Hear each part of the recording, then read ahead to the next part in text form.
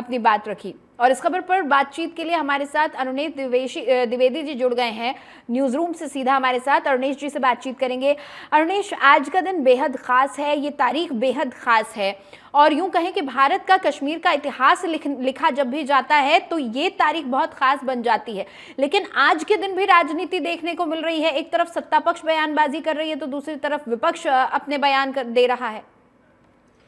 देखिए, इसमें सबसे बड़ी बात यहाँ पर यह है कि आज प्रधानमंत्री नरेंद्र मोदी जी ने 25वीं वर्षगांठ के अवसर पर जो वो कारगिल गए, द्रास गए, वहाँ पर उन्होंने श्रद्धालुओं जो भी वहाँ पर शहीद हुए थे उनको श्रद्धांजलि दी। उन्होंने दो बहुत बड़ी बातें कही हैं। पहली बात यह है कि उन्होंने साफ तौर पर आतंकवादियों को पोषित और पल्लवित और सहयोग करने वाले देशों को चेतावनी दी है। उनका नाम उन्होंने कहीं नहीं लिया पाकिस्तान का, लेकिन उनका इशारा बेहद साफ था कि उन्होंने पाकिस्तान को ही कड़े शब्दों में चेतावनी दी है। और उन्होंने यहाँ तक कहा है कि मैं ऐसी जगह पर खड़े होकर बोल रहा हूँ जहाँ से आतंक के आकाओं को मेरा सीधा संदेश पहुँचेगा। और वो संदेश क्या है कि भारत के खिलाफ आतंकी गतिविधियाँ बंद होनी चाहिए।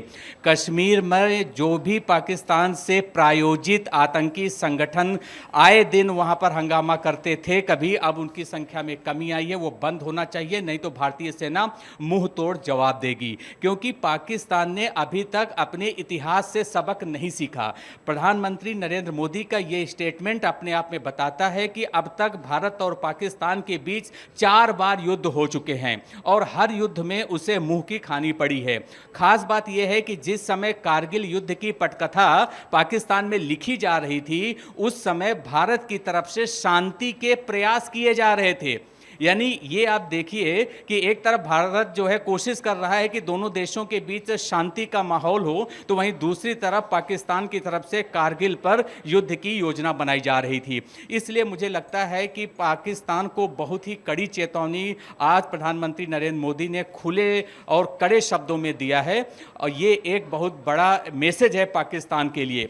वहीं दूसरी बात जो आपने कहा कि सियासत हो रही है, वो अग्निवीर योजना पर हो रही है। जैसा कि अग्निवीर योजना शुरू से ही विवादों में रही है, क्योंकि इसमें सिर्फ 4 साल के लिए ही आप सेना में अपनी सेवाएं दे पाएंगे। इसके बारे में प्रधानमंत्री नरेंद्र मोदी ने साफ तौर पर यह कहा है कि दरअसल हमारे देश की जो सेना की एक वहां काम करने वाले सैनिक हैं, उनकी जो ग्लोबल एवरेज एज है वो बहुत अधिक है और हम अपनी सेना को सबसे युवा सेना बनाना चाहते हैं।